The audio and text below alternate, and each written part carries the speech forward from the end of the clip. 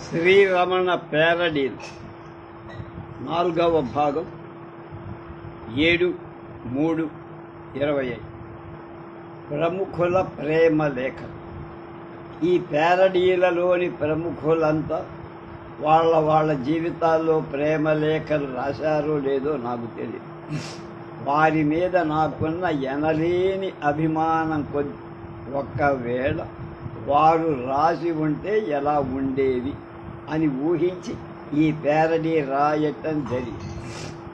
ప్రసిద్ధ రచయితని పదే పదే పలు విధాలుగా స్మరించటానికి వారి పట్ల నాకు గల అభిమానమే కాదు. ఈ విషయాన్ని మిగతా అభిమానులు కూడా గమనించగలరని ఆశిస్తారు. గిరికుమారుడు ఎలా రాస్తారు? ఇది విశ్వనాథ వారి కలం పేరు. వీరి రచనా పాఠవం వల్ల వారికి గల ఆత్మవిశ్వాసాన్ని స్వోత్కర్ష అపార్థం చేసుకున్నవారు ఉన్నారు. విశ్వనాథ ప్రేమలేఖ రాసిన తనని తాను తగ్గించుకోవటం జరగదు. బలామణి ఆసీహి నిన్ను జూచితిని తదాది ఆలోచనలవి నీ చుట్టూ పరిభ్రమించు. వదలి వచ్చుట కవి మొరాయించుటను. నా వంటి వాని మనస్సు సైతం బందీకృతమనర్చిన నీదగు రూపలావణ్యము అసామాన్యమే అయి ఉండవలె. మునిపే సరస్వతి నన్ను వరించనని లోక విదిత. అందులకై ఎందరు బడుతుండిరు, అది వేరే విషయం. నేటి వరకు రసభంగం కలగకుండా ఎటో కాలం వెళ్ళదీయుతుండే సరస్వతికి రసభంగం కాటిల్లిన సవతి అగును కదా. సవతి కోరుకొని తెచ్చట ఏ పురుషుడు మాత్రము ఇత్తగించును. నేను వెర్రివాడను కాదు. సాహిత్యమను సముద్రముడు లాంటి వాడనని, సాహిత్యంలో సముద్రుల లాంటి వాడినని లోకం అంగీకరించినా లేకున్నాను నేను భావిస్తాను. నీవు కిన్నెర సాయి, ఇక నేమి కావలే. నా మనం నీపై నిజట నీ అదృష్టం. కుంకుమ శోభితమై నీ నొస కుంకుమ ఎనిన జ్ఞప్తికి వచ్చు. కాశ్మీర దేశము కుంకుమ పూలకు ప్రసిద్ధి. ఉప్పుడు తెమ్మెరలపై తేడు అరుణోదయమేదియో మధ్యాహ్నమేదియో పసిగట్ట అలవి కాకుండా చెయ్యి. అనే శబ్దం చేయుతూ ఆ మొగ్గలు విచ్చుకొని, అందుకే అది కుంకుమ అయినది. కాశ్మీర కుంకుమలలో 16 వన్నెలు ఉన్నాయి. వన్నెకొక్క ప్రత్యేకత. అలా సాగే వీరి ప్రేమ లేఖకు జవాబు వస్తుందంటారా అంటున్నాడు రమణ. అడివోరి చిన్నోడు అడవి బాపిరాజు గారి రచనల్లో ఐశ్వర్యం, ఆదర్శాలు తొంగి చూస్తాయి. ఆ బాణి వారి ప్రేమలేఖలకు మాత్రం వర్తించదని ఎక్కడుంది? సౌభాగ్యవతి శశికళ అడవి అంటున్నారు కాదు, అడవి బాపిరాజు శుభాకాంక్షలతో వ్రాయుడు. మా వకీలు గారైన ఆదిభట్ట హరినారాయణమూర్తి గారింటిలో మిమ్మల్ని చూచియుంటుంది. ప్రథమ వీక్షణముననే మీ రూపం నన్ను ఆకట్టుకొని జపాన్ దేశపు సుందరాంగులను చూసి ఉంటిని. కానీ వారు స్వరద్రూపులుగా ఎత్తులో కొంత తగ్గుదు. శశికళ అనిన రాజా రవివర్మ చిత్తరువు వలె కమనీయమని నా యోగం. మీరు శాస్త్రీయ సంగీతము దీక్షితులు గారి శిష్యరికమున సాధన చేసి ఉండిరని వకీలు గారు చెప్పి, దీక్షితులు గారి గాత్ర సంగీతమని నేను చెవి కోసుకొని ఆలాపనకు వారి ప్రత్యేకత కనిపి, ముఖ్యంగా శ్యామల రాగం మిక్కిలి మనోరంజకముగా ఉండును. ఈ విషయం మా తల్లి గారితో సంప్రదించాలని నిశ్చయించుకొంటిని.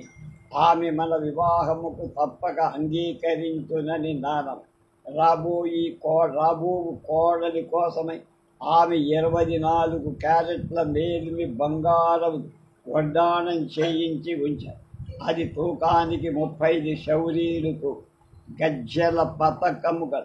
నడుమే లేని ఈ కోడలు దీన్నెత్తు ధరించునాయని అత్తగా నిరుత్సాహపడవలసి ఉండరు. ఎత్తో ఒప్పింప ఎత్తి ఇక బులాకీలు మక్కెలలు నాసిక బరువు చేతే కదా ప్రధానపు తుంగరములు మంచి ముత్యములు వేయించడమా ఇంటి రివాజ్.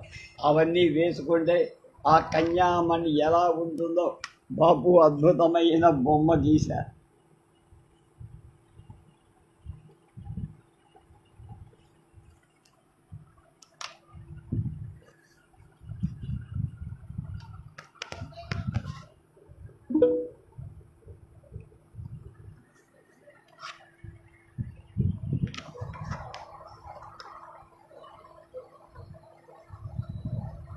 ఇలా సాగి సాగి వారి ఆచార ఆనవాయితీలు చెప్పి ముందే ఆమెని విరహ ప్రేమికుడిగా మిగిలిపోయే అవకాశం ఎక్కువ. మునిమాణిక్య నరసింహారావు గారి కాంతం కథ సంసారంలోని సరిగమల్ని వినిపిస్తారు. పెళ్లికి ముందు ప్రేమలు వారికి అట్టే తెలియవు. వీరిదంతా సంసార పక్షం. ప్రియమైన కాంతానికి శుభాశీసులతో వ్రాయు లేఖాంశము ఉభయ కుశలోపరి. నీవు వ్రాయించిన జాబు అందినది, సంగతులు తెలిసినవి. ఎదురింటి మీనాక్షికి మళ్ళీ ఆడు పెళ్ళే. ఈ విషయం నీకు సంతోషం కలిగించదని తెలుపడమైంది. మీ జానికమ్మ పిన్ని గారింట్లో అంతా కులాసాగానే ఉన్నారు. కనక మహాలక్ష్మి నీ రాకకు ఎదురు చూస్తుంది.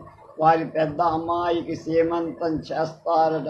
నువ్వు చెప్పిన ప్రకారం పని మనిషి దగ్గరున్న పెద్ద దబరా గిన్నె తెప్పించాను. పాత కాగితలవాడు. అమ్మగారు ఎప్పుడొస్తారని రోజు వాకబు చేస్తావు. నువ్వు మడిగా కాక విడిగా చిన్న జాడీలో తీసి వెళ్ళిన ఆవకాయ అయిపోయింది. నువ్వు వెళ్ళినప్పుడు అదే కదా ఆదరవు. మరి పెద్ద జాడీలోంచి తీసుకోమంటావా? ఏ సంగతి జాబు రాయించవ. వచ్చే తడియా గురువారం దివ్యంగా ఉంది. ఒకవేళ నువ్వు బయలుదేరితే ప్రయాణంలో జాగ్రత్త.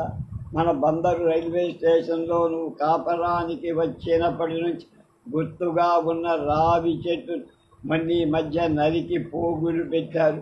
మరి నువ్వు స్టేషన్ ఎలా గుర్తుపడతావు అని దిగులుగా బెంగగా. నీ నోట్తో మాట దాగనట్టే మన పెద్ద పాల్చీలో నీళ్లు ఆగటం లేదు. నువ్వు రాగానే మాటు వేయిద్దాం. ఇక తిలకామృతం అంటే బాలగంగాధర్ అమృత జల్లు లాంటి తిలక కవితలు సామాజిక స్పృహ కంటే సౌందర్య స్పృహయు. కొద్దిపాటి అస్పష్ట వారి కవితా రీతి అదనపు ఆకర్షణ. మానస ప్రియ మీ ప్రతి అణువులో నవ్య శరీష మృదుత్వం ఏదో సముద్రపు టంచున నిశ్శబ్దంగా మిగిలిపోయే కెరటపు నొరగగా నీరు లేని మీ సన్నిధిలో లేదు. నిన్న కలత నిద్రలో మంచి కల కల నిండా అందెల రమణం, జుకా మల్లెతి వెన్నెల మడుగు, అంగన రమ్య కేలపు కొస, వెన్నెలలో జిరాడడం, వదగలేని పైట ఒత్తిగెలడం, ఉన్నమి ఆమె అడుగులకు మడుగులొత్తడం, కవికి రసవంతం కాక మరేమి. ఆ స్వప్న సుందరిని మీరుగా గుర్తించి నిట్టూర్చిన జ్ఞాపకం. మీ గురించి కలిగే ప్రతి ఊహకు మౌన భాష్యాలు రచించుకుంటూ ఎన్నాళ్ళిలా మధుర వేదన స్రవంతిలో ఈదులాడాలు. సౌందర్య సహృదయ సమ్యక్ స్వరల మేళవించి అది మా విసిగుళ్ళ చీల్చుకు వచ్చే పోయేళ్ళ పాట నా గుండె కింద సెగ అయినప్పుడు పైకి పెరిగి రాని అవ్యక్త ప్రేలాపన. దాని భావం చెబితే మిగిలేది శూన్యమే కదా. పోని ఈ నిశ్శబ్ద ఘోష ఎన్నాళ్ళు ఇలా భరించమంటావు? నువ్వే శాసించు దేవి. ఏదైనా చాలు కొంత అదైనా చాలు కొంత గడచిన సాయం పొద్దు వాడని జాజిపూడు కాదనగలవర. తిలక్ సఫలుడు కావచ్చా? దీనికి బాపు గారి అద్భుతమైన చిత్రం.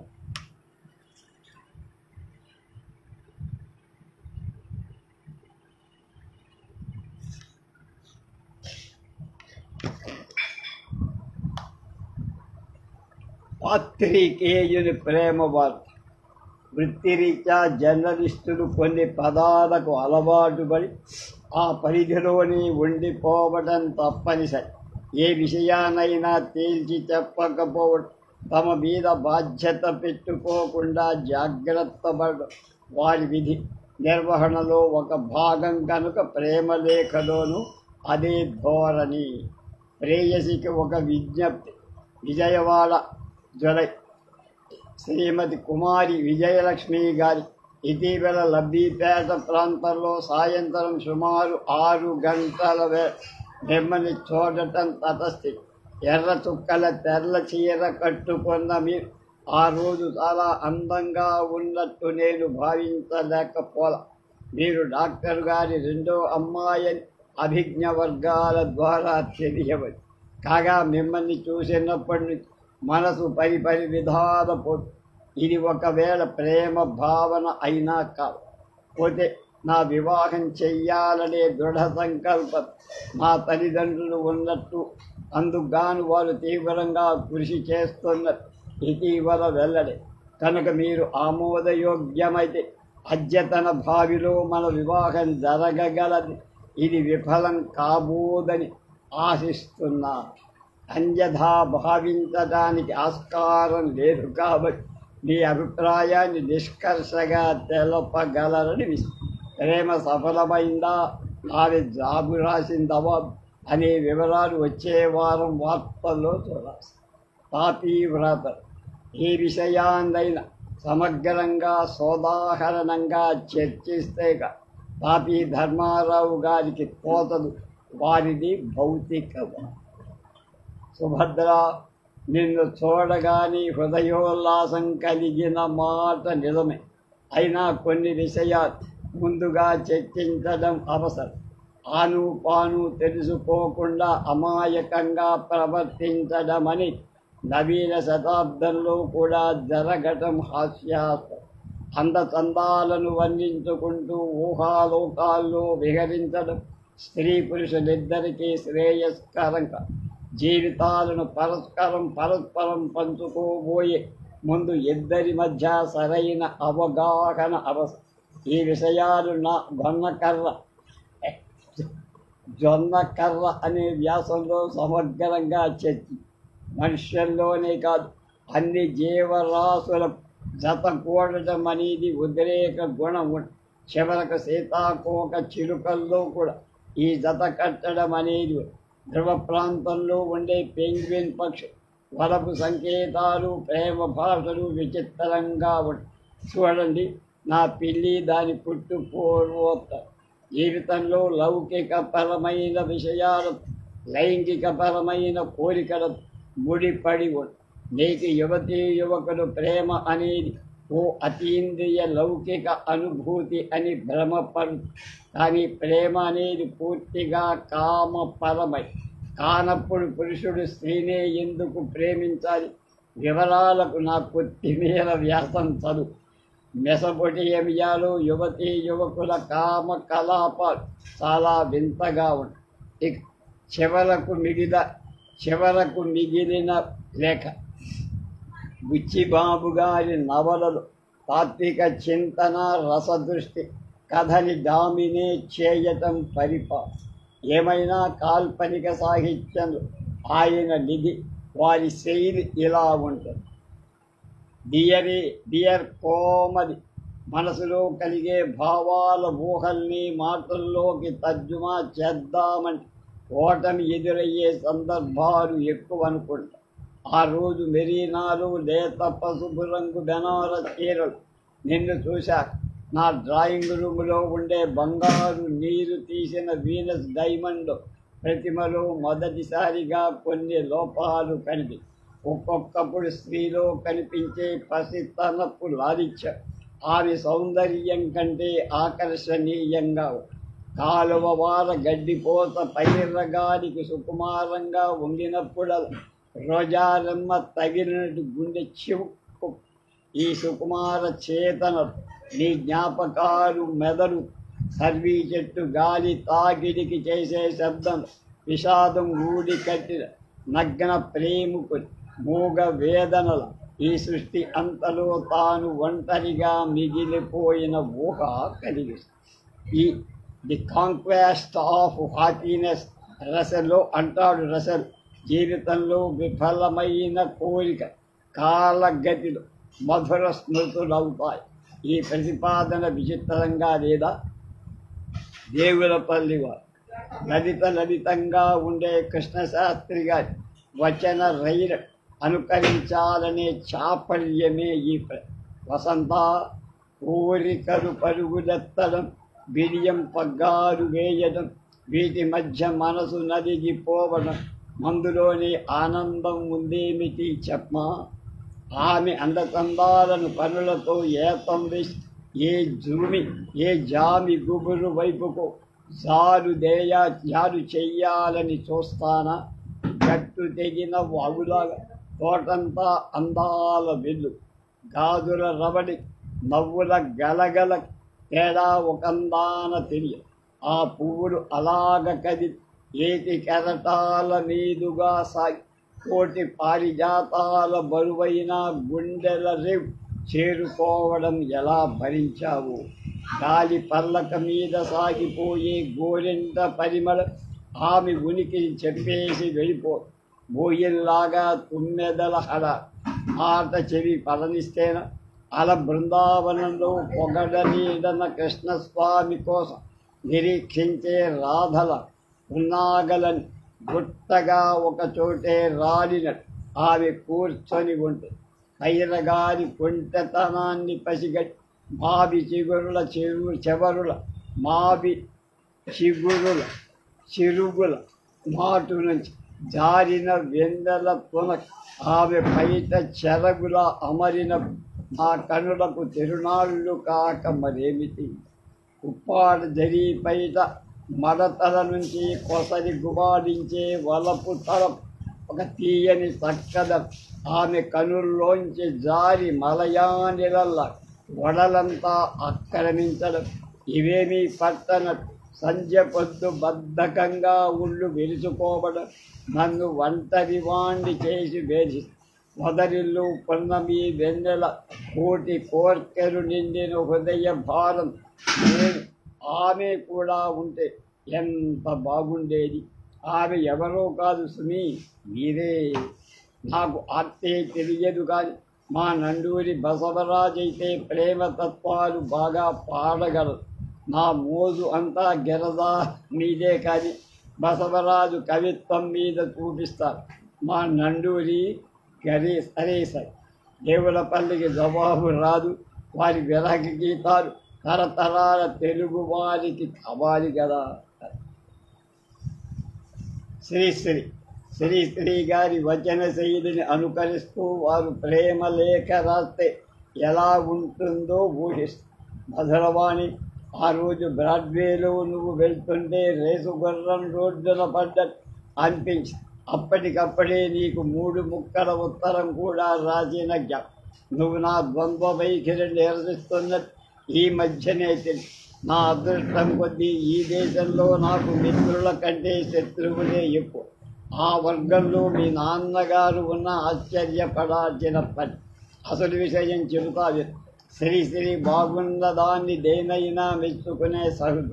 అంత మాత్రం చేత మరెవరినో కూడా ప్రేమిస్తున్నానని ద్వంద్వ వైఖరి అని నన్ను అనుమానించడం తెలుగుదనం తప్ప మరొకటి కాదు. నన్ను ప్రేమించినది చింత కొంతే కానీ మీరు నన్ను చివర విశ్వనాథాన్ని అభిమానిస్తున్నారని చింతించారు.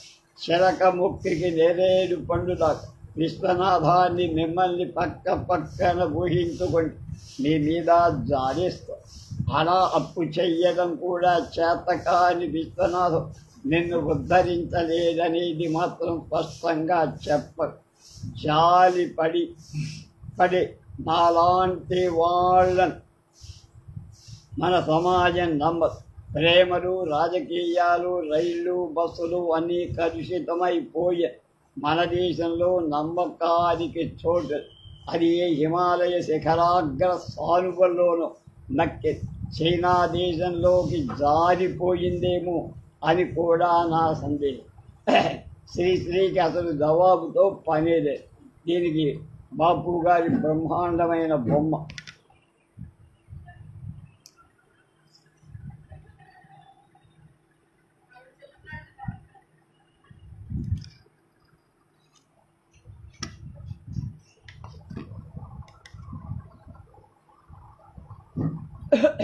మోహన్ ప్రసాద్ వేగుంట, సరియలిస్ట్ కవి వేగుంట మోహన్ ప్రసాద్ గారు అధివాస్తవికంగా ఆలోచిస్తా.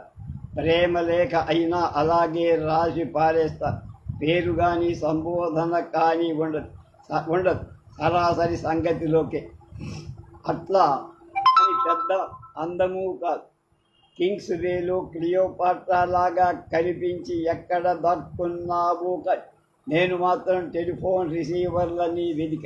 టెలివిజన్ తెరలో కానీ ఫ్లోరసెంట్ బార్లో కానీ ఒదిగిపోయావా?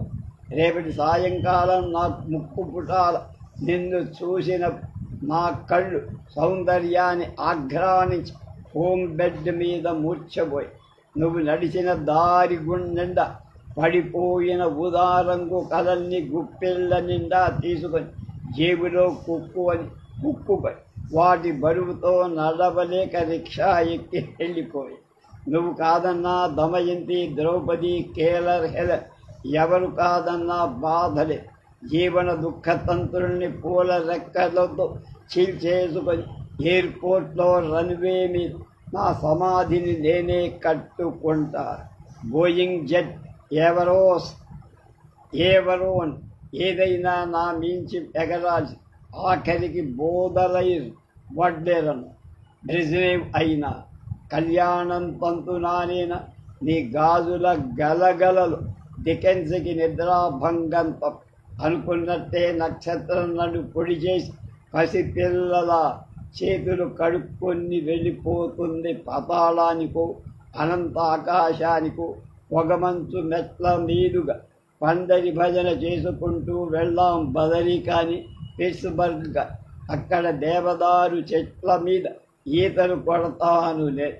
రాజవీధి చూపులై హిందూ వివాహమని ప్రేమ భావంతో కాకపోయినా లేక అర్థం తెలుసుకోవడానికైనా ఆమె రాక తప్ప. అప్పుడు చెబితే తెలుస్తుంది ఇది ప్రేమ లేఖ అని. చరంగారు ముక్కు సూటిగా రాసు. వారి ప్రేమ లేఖ ఇలా ఉండొచ్చు. నువ్వు చెప్పకపోయినా నాకు తెలుసు. ఇప్పటికీ నీ అందచందాలను అంగాంగ సుందరంగా వర్ణిస్తూ చాలామంది ప్రేమ లేఖలు రాసేసే ఉంటా. అందమైన ఆడది కనపడగానే కళలు స్ఖలిస్తాయి. ఈ దశ దౌర్భాగ్యం నాకు బాగా తెలుసు. ప్రేమకు కామానికి మధ్య ఎనప తేర ఉందని వాళ్ళు పైకి ఎలా ఉంటాడో చలంగారి ముక్కుని చూపిస్తూ బొమ్మ.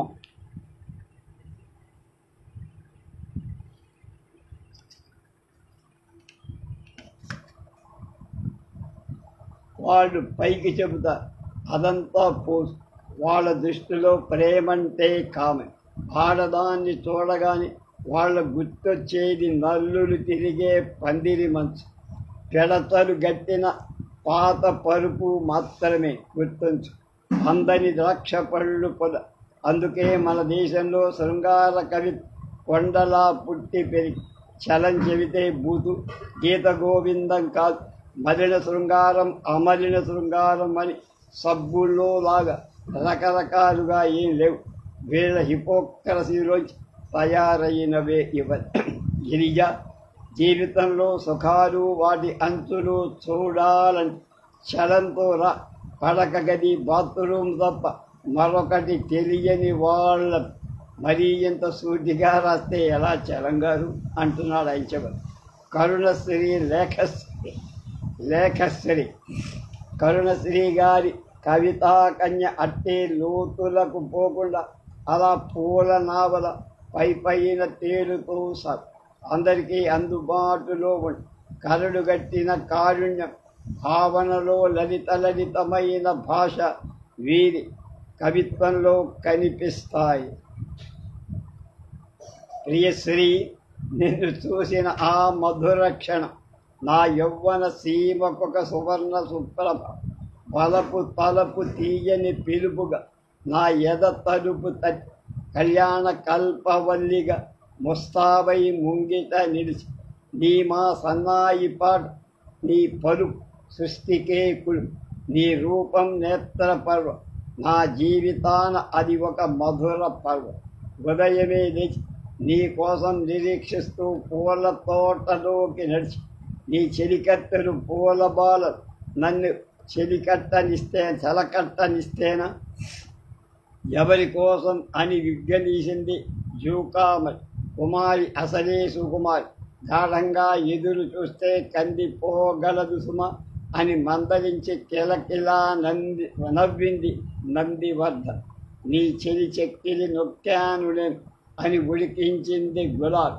నేను అన్నది ముక్తసరిగా ముద్దమంద ఆమెకు నాసికగా అమరింది సేన నేనంటూ సనాయి నొక్కులు నొక్కింది పున్న పెదవుల కెంపుదనం తానీ అన్నట్టు మౌన ముద్దలు దాల్చాయి మంకేనర్ ఎంతకు రాని నీకై చూసి నిట్టూచి పచ్చగడ్డి తివాచీపై నేను వాల్చా నీ ప్రియుడి పదములకు పరాని దిద్దింది నేనే అని గుసగుసలు చెప్పింది చిన్న గరికపు హిమస్నాత మాధవీల నీవే తానైన ఒక్కసారి ఒళ్ళు విరిచి అలాగా సాగి కరుణశ్రీ ప్రేమలేఖకు జవాబు వచ్చే సంగతి ఎలా ఉన్నా ఆ ప్రియ స్త్రీ పదే పదే పాఠంలాగా చదువుకోవటం మాత్రం ఇక సంజీవదేవు గారి సొంత శైలి తార్కిక చింతన లేఖలో కూడా ప్రతిఫలిస్తాయనే అనుకుంటా. సుచరిత, మీ లేఖ అందలేదు. వాస్తవ జగత్తులో రాసిన లేఖలు మాత్రమే అందుతాయి. రాయని లేఖలు సైతం అందుతవి అవాస్తవిక జగత్తు. వ్రాయబడిన లేఖలు అందటం ఎంత సహజము, వ్రాయబడని లేఖలు అందకపోవటం కూడా అంతే సహజం. మిమ్మల్ని చూడాలన్న ఔత్సుక్యం మిమ్మల్ని చూచాక అభివ్యక్తపరచలేని అభిష్టంగా రూపాంతరం చెంది. అందుకే దూర ప్రాచ్య కవి మార్మికుడు యోన్నో బుచి అంట. దూరంగా ఉండే ప్రీతిపత్రమైన వస్తువు స్పర్శనీయతను కూడా కలిగి అని. ముక్త గగనం కింద మీరు వెళ్తున్నప్పుడు, మీరు నడిచి వెళ్తున్నప్పుడు నా మానస కాసారంలో ఎన్నో రసరూపాలు కదిలి పృష్ఠభాగంలో ప్రాకృతిక దృశ్యం శారదీయ స్వచ్ఛ ధావళ్యానికి ప్రతీక అమర జగ్నంగా బాహ్య సౌందర్యం రమ్యమైంది, కానీ ఆంతరిక సౌందర్యం రమ్యతరమైంది. అలాగే ప్రేమించడం మధురమైంది, సందేహం లేదు. ప్రేమించబడటం మధురతరమే. ప్రేమించడం గొప్పదా, ప్రేమించబడటం గొప్పదా అంటే నిజానికి రెండూ కూడా గొప్ప. ప్రేమించబడినప్పుడు, ప్రేమించబడేవారు ప్రేమించినప్పుడు మాత్రమే ప్రేమ సఫలత చెంది. ప్రేమించేవారు ప్రేమించబడకపోయిన, ప్రేమించబడేవారు ప్రేమించకపోయిన సాఫల్యత శూన్యం. ఆదాన ప్రదానాలు హృదయాల మధ్య. దీనికి జవాబు రావడం ఎంత సహజమో రాకపోవటం కూడా. చదివి ఆ అమ్మాయి ఎలా తల బాదుకుందో బాపు గారి బొమ్మ.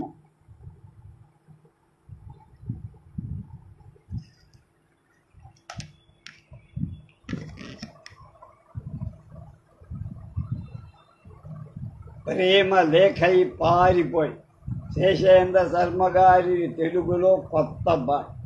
ఆయనదొక ప్రత్యేక వాణి.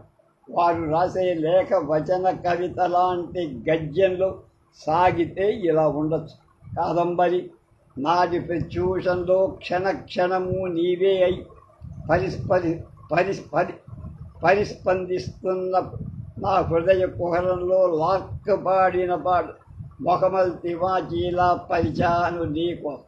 నీ రూపం నా మనసు ముక్కలై వడగళ్లను వర్షిస్తోంది. ఉద్యానంలో రాలిపోతున్న లిలి నా గుండెలోకి జారిపడే పిడుగు. గుప్పెడు గుల్మొహర్లు నీడలు నా తాపాన్ని చల్లార్చలే ఆవిరులై దిగంతాలకు పారిపోరు. చిట్లిపోయిన ఊహల్లోంచి స్రవిస్తున్న అసురుడు చంపల్లి జలపాతాలు చేసి పాదపీఠాన్ని నిర్దాక్షిణ్యంగా కోసేసి కోమల విషాదాన్ని భరిస్తూ నీ సౌమ్య శాసనం కోసం బానిసనై నిలబడి సాగర గర్భంలోంచి చీల్చుకు వస్తున్న ప్రతి కెరటపు అలలోను నీ రూపాన్ని దర్శిస్తూ విచ్చుకుంటున్న ప్రతి పువ్వు చేసే రెక్కల సబడిలో నీ ఆ సీమ చైతన్యమూర్తిని వీక్షిస్తున్నా. వేకువలో నీ లావణ్యాన్ని పాటలోకి తర్జుమా చేసి నా కళ్ళకు వినిపిస్తుంది. చిన్న పక్షి ఘోషించే కోటి జలపాతాలను భరిస్తున్న నన్ను ఆ పాట సముచ్చకితుణ్ణి చేస్తూ నీ పదధ్వను దోసిళ్లతో గ్రోడి నీ దరహాసాలు చూపుల చెంకీ దారాలతో దండలని హృదయ గవాక్షానికి తోరణం కట్టాలని. కాదంబరి, నీ రాక ఎప్పుడో నీ కోసం నిరీక్షిస్తూనే ఉంటా. మృత్యువుతో కబురంపినాచ లేక చదివా మనం మనసు దూజి పింజై తేలిపోతుంది. జవాబు మాట ఎలా? ఆస్థాన కవి ప్రేమ లేఖ. ఉర్దూ పారసీక భాషలు తెలిసిన ఆస్థాన కవి దాశరథి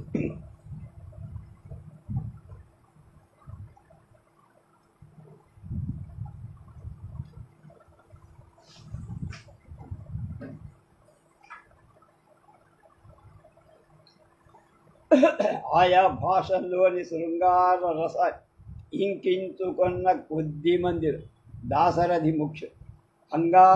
అంగారం శృంగారం కలిసికట్టుగా కవిత చెప్పగల దాశరథి గారి ప్రేమ లేఖ ఊహామాత్రంగా ఎలా ఉంటుంది?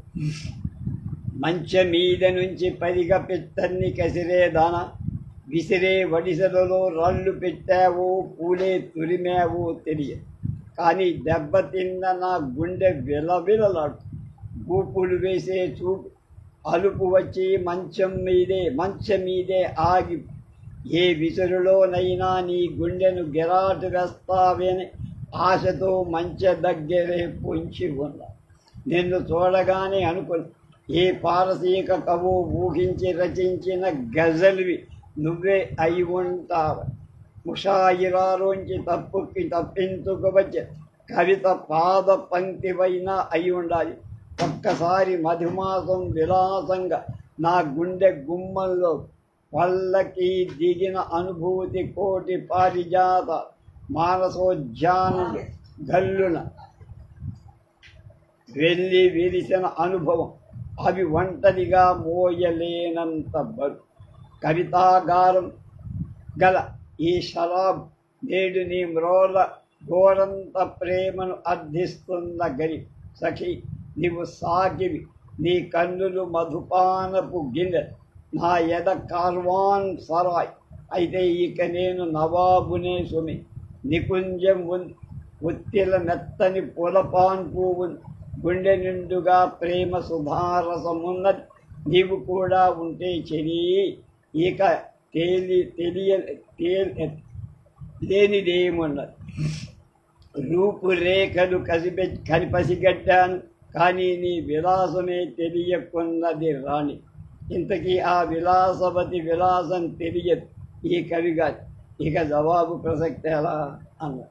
ఫిలిం క్రిటిక్ ప్రేమ లేఖ రాస్తే ఎలా? వీరికి ఒక ప్రత్యేక బాణి ఉంది. సినిమా ప్రపంచంలో ఏదైనా కమనీయ దృశ్య కావ్యంగానే కనిపిస్తుంది. ఏ విధమైన తాత్విక చింతన వీరికి వృత్తిలో పెట్టిన విద్య. కుమారి చిత్రాంగి అభినందన్. ఇటీవల థియేటర్లో మిమ్మల్ని చూసిన సన్నివేశం మర్చిపోలే. ముఖంలో చక్కదనం, అణువణువున కోమలత్వం కలి ప్రతి ఫ్రేములో కమనీయ దృశ్య కావ్యంల రంగుల హరివిల్లుల పునాదనడం అతిశయోక్తి. ముఖ్యంగా మీరు రిక్షా బేరం చేసిన సంఘటన నా మనస్సుపై చెరగని ముద్దవి. అది ఈ ప్రేక్షకుని హృదయంలో తొలకరి పోలదు. మాటలు సందర్భానికి అనుగుణంగా మీరు ధరించిన దుస్తులు మీ రూపానికి తగినట్టుగా నీ అందతందాలు అడుగడుగున ద్యోతకమై అందం ఆనందం హుందాతనం సమపాళలు మేళవించుకున్న మిమ్మల్ని సకుటుంబంగా ప్రేమిస్తున్నాం.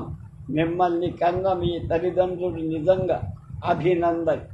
ఈ లేఖకు కొత్త సినిమా ఫ్రీ పాస్ జత చేస్తే ప్రయోజనం ఉండదు. ప్రేమాయణ రెడ్డి డాక్టర్ నారాయణ రెడ్డి గారి గద్యం కూడా పద్యంలాగే యతి ప్రాతులతో వారు ప్రేమ లేఖ రాసిన కవిత రూపే ధరిస్తారు. మరోలా ఊహించడం అసాధ్యం. అందుకే ఇలా ప్రేయసికి ప్రేమ లేఖ రాద్దామని అలవోకగా రచించింది. మధుర రసైక ధారావాహిని నమస్తే నమస్తే ప్రియ సఖి. నేనే నారాయణ రెడ్డి, కవిని రవిని, నేను కోరే ప్రియుణ్ణి. నీ చూపుల వలపు సేతువు, నీ రూపుడు రామప్ప శిల్పాలు, అక్షర వసంతరాయల్ని నేను నీలో లకుమను చూశాను. మన ఇరువురి అనుబంధం కావాలి నవనవ్య ప్రణయ ప్రబంధం. మరో హరివిల్లు సృజించాను, విపంచిగా సప్తవర్ణాలు పలికించాను. దారి లేని వెలితి వేధించు నేను వెలది హరివింటి నారీ నీవే పొదరింటి డాష్ డాష్. ఈ లేఖకు జవాబు రాదని రాయటానికి కలం కదల్లేదు. రాధా గోపాలం బుడుగు అప్పారావు గిరీశం ప్రేమ లేఖలు రాస్తే మొళ్ళపూడి వెంకటరమణ గారు పుట్ల కొద్దీ రచనలు వండి వార్చల వేళ్ల మీద లెక్కించాలన్నా వీళ్ళు ఇంకా మిగిలిపోతాయి. ఆ రాసిన కాసిని వీళ్ళు పాతుకొని తెలుగు మాగాణంలో ఏటేట ఎడిషన్ల కాపులు కాస్తూనే ఇంకో తరానికి కూడా వాటి రుచులు అందుతూనే ఉంటాయి. మొళ్ళపూడి వారు ఆయురారోగ్యాలు గల పాత్రలు సృజిస్తే అవి స్రష్టం అనుక్షణం గుర్తుంచుకునేలా నేటికి ప్రవర్తిస్తూనే ఉంటాయి. అందుకే ముళ్ళపూడి వారు కొత్తగా రాయకైపోయిన సినిమా మాట కాదు, ఆయన ఎప్పటికప్పుడు కొత్తగా రాసినట్టే వారి ఏ రచన ఎప్పుడు చదివినా ఆయన సృష్టించిన భూమికలను రోజు రోజు మనకు కనిపించి మనల్ని పలకరించి వెళుతూ ఉంటాయి. ఆయన కలం పట్టుకొని జీవం పోసిన వాటిలో అప్పారావు గిరీశం మళ్ళీ పుట్టారు. రాధాగోపాలం గుడుగు ఇవి కాక సుబ్బారావు గురునాథం వీర్రాజు ఇలా ఎందరు. ఇంకా చక్రవర్తి జానికమ్మ నరసమ్మ లాంటి జనతా ఎక్స్ప్రెస్ ప్రయాణికుడు కోప్పలు తెలుగులో వాడుక భాషను మరోసారి వడగట్టి నిగ్గు తేల్చిన ఘనత వెంకటరమణ గారికే దక్కు. సాధారణంగా తేలిగిన ప్రతి రచయిత ఒక స్వంత శైలి అలవాటుగా, కానీ ముళ్ళపూడి వారు పాత్రోచితంగా శైలిని సాగించి గిరీశం ధోరణికి, అప్పారావు మాట తీరికి, పుడుగు భాష, గోపాలం మాటలు, రాధమ్మ పలుకు సంబంధం. ఏ నోట పలికించాల్సిన మాటలు ఆ నోట ఆ తీరులో పలికి సాహిత్యంలో సరికొత్త అవధానాన్ని చేశారు. వారు చెప్పదలుచుకున్నవన్నీ సృష్టించిన పాత్రల చేతనే చెప్పవలసిన అంశాన్ని బట్టి పాత్రలు సృష్టించుకోరు. విభిన్న తత్వాలు గల మాట తీరు గల కొన్ని ముళ్ళపూడి వారి భూమికల నుండి ఈ ప్యారడీలు స్వీకరిస్తూ సరాసరి వెంకటరమణ గారి ప్రేమ లేఖ ఎలా ఉంటుంది ఊహించి రాయటం కష్టసాధ్యమనిపించి, అందుకని వారి రచనలో తారసపడే కొందరు వ్యక్తుల ప్రేమ లేఖ ఎలా ఉంటాయో అనుకరించాలని ప్రయత్నం. హలో ప్రేముందా?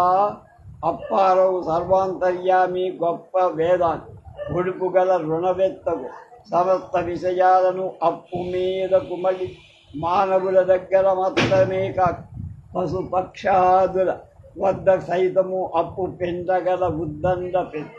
అప్పారావుని ముందస్తుగా మనం ఇప్పుడు వదిలించుకోకపోతే హలో ఓ పై ఉందా అని మన మీద విరుచుకుపడే ప్రమాదం. ఆ రుణగారికి బండి రానమా మామూలుగా అచ్చుల్లో రుణాభినందన. మిమ్మల్ని చూడగానే 5 రూపాయల నోటు మీద జింక బొమ్మ ప్రాణం పోసుకొని అలా గెంతుకుంటూ వచ్చినట్లు ఉంది. మీ చూపుడు బిచ్చు రూపాయి, మీ ముక్కు బ్లాంకు చెక్, మీ ముఖం 3 సింహాల మొహం. మొత్తంగా మిమ్మల్ని చూసిన వెగడు పుట్టేంత అప్పు దొరికినట్టు అయ్యి చూడగా చూడగా ఈ ప్రపంచమే ఒక పెద్ద రుణ వలయంగా తోస్తుంది. ఇచ్చిపుచ్చుకునేవి ఈ వలయంలో రెండే రెండు. ఒకటి అప్పు, రెండోది ప్రేమ. ఈ అప్పారావు ఎన్నడూ మొదటి దాన్ని తప్ప మరి దేన్ని ఎవరిని బదులుగా అడిగి ఎరగడు. ప్రేమ కూడా అప్పు లాంటిది. నెలవున్న కొద్దీ పెరిగి పెట్టేగిపోతుంది. లేక రావడం ప్రేమకు సంబంధించిందైతే లేక రావడం అప్పు సంబంధి. ప్రేమలో అప్పులో లేని సౌలభ్యం ఒకటి. అప్పు లేదనవచ్చు కనుక మీరు లేదనటానికి అప్పు కాదు. నా ప్రేమను కాదనే అప్పు ప్రాప్తంగా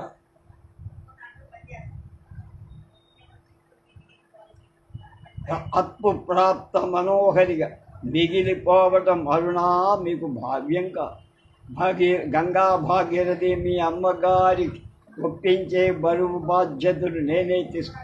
మీరు సరే అంటే అరువు ముందుకు వేస్తా. అరువు అడుగు కాదు. మన పెళ్లి సందర్భంగా 10 మందికి రుణగ్రస్తుణ్ణి అయ్యే అవకాశం ఇప్పించాలి. ప్రస్తుతం కవరకు స్టాంపులు అంటించాలా, అది చెల్లించి స్వీకరించి నా లేఖను విముక్తం చేసుకో. అప్పారావు లేఖని ఇంతటితో ఆపకపోతే ఇది అప్పు వైపు వారి దారి తీసే ద గ్రేట్ లవ్ లెటర్. గొరదాడ సృష్టించిన గిరీశం ముళ్ళపూడి వారి చేతిలో పునర్యవ్వనాన్ని సంతరించుకొన్నాడు. లెక్చర్లకు అలవాటు పడిన గిరీశం ప్రేమలేఖ ఇలాస మిస్ బుచ్చమ్మా లెటర్ రాయటం అంటే it is completely outdated. Love and it's nature మీద ఓ గంట లెక్చర్ ఇచ్చేద్దును కానీ మన తెలుగుకి కొన్ని ఫార్మాలిటీస్ అఘోరించాయి కదా. పోతే వదిన మీకు ఇక్కడ ఒక విషయం చెప్పాలి. ఎప్పుడు ఈ గిరిజన లోక కళ్యాణం కోసం అంటే వరల్డ్ మ్యారేజ్ కోసమే కంకణం కట్టుకున్నాడు కానీ సొంతానికి ఓసారైనా కట్టుకున్నాడు కాదు. మీరు డేరింగా డార్లింగా అంటే ఇక పెళ్లి విషయం అంటారా? ధరల ఫాయిలాలో లాగించారు. అయితే ప్రేమను గురించి మీకు ఇక్కడ 4 ముక్కలు చెప్పకపోతే సందర్భం వదిలి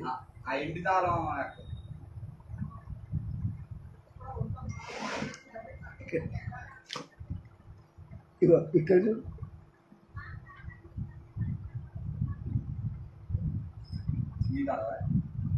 అది అయిపో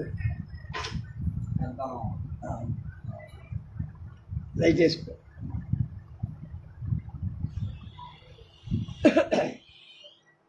మీరు కొసాకి చదివి నచ్చకపోతే గుగ్గిలం వేసు. గిరీశం అక్షరం నిప్పులో వేసిన కుమకుమలాడు. చర్చిల్ మహాశయుడు చచ్చి ఏ లోకాన ఉన్నాడు. నీ లెటర్స్ ఉంటే లంక పువ్వా బలా దూరోయ్ అనేవాడు.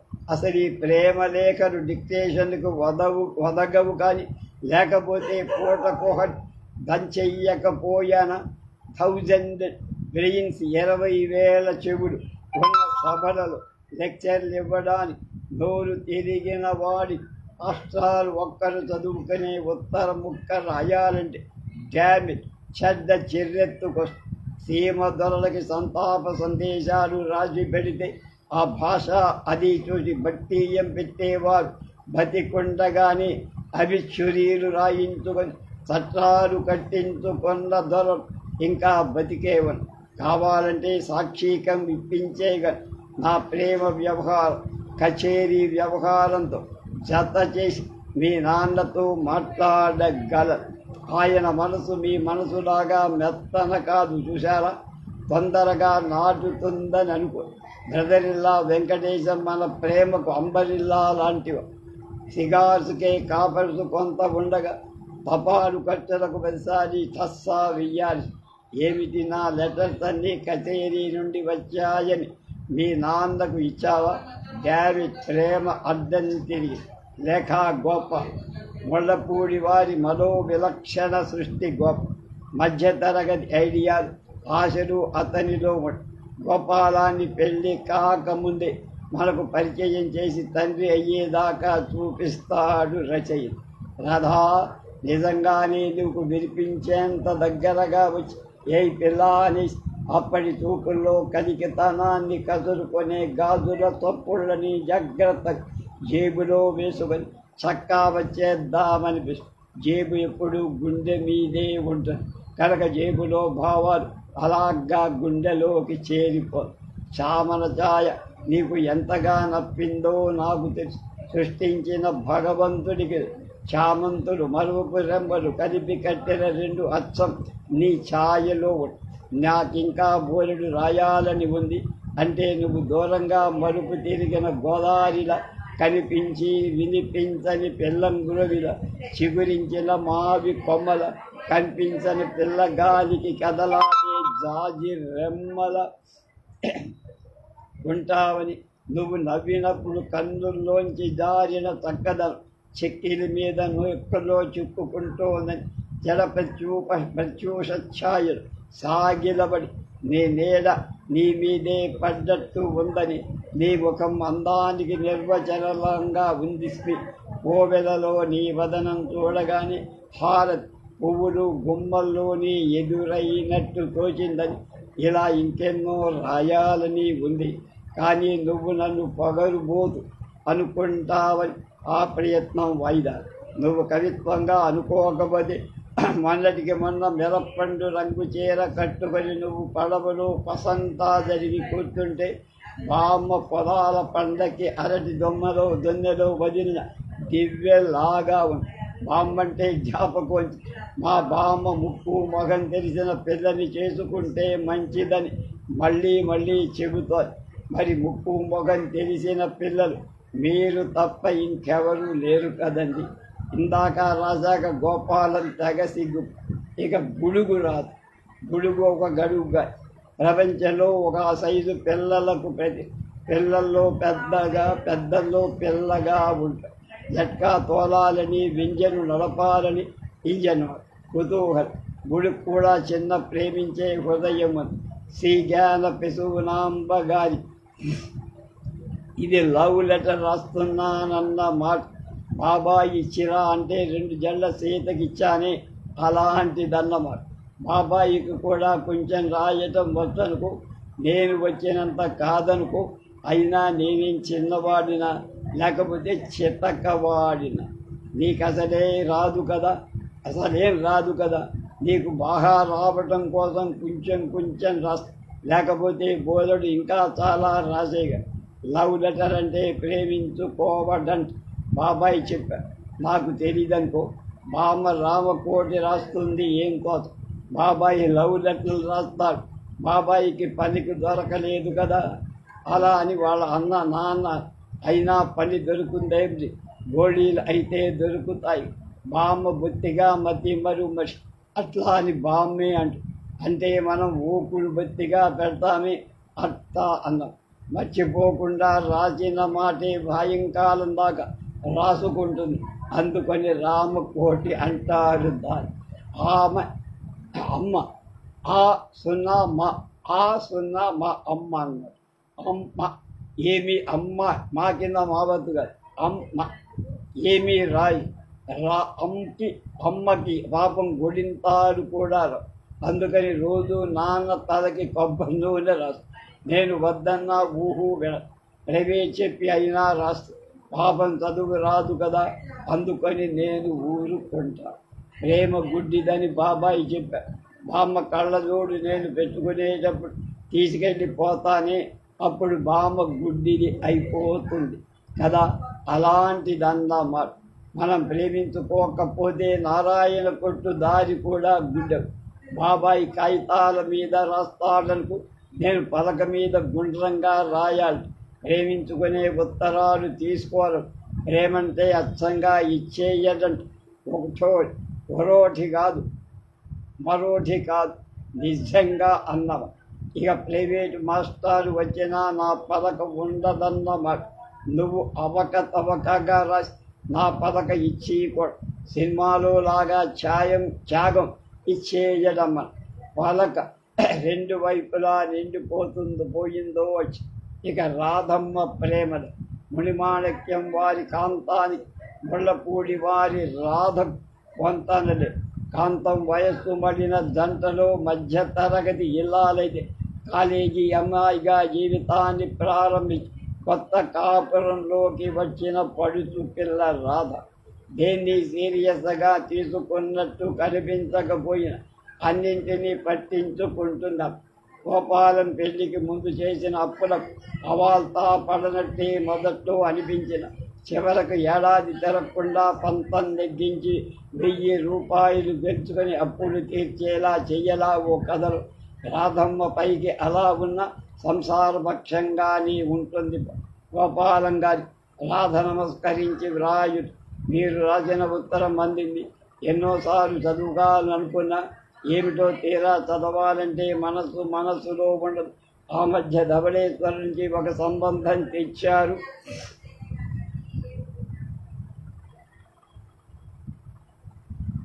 ఆ అబ్బాయి అస్సలు మీలాగా ఎర్రగా ప్యాంటు తొడుక్కున్న ప్రబలాక్షుడులా ఉన్నాడు. మీరు ఎక్కడ కనిపించినా ఈ నల్లబ్బాయిని ఎలా భరించావి అంటూ మా స్నేహితురాళ్ళంతా తెగ వేళాకోళం చేస్తుంటే ఎంత బాగుంటుందో మాటల్లో చెప్పలేను.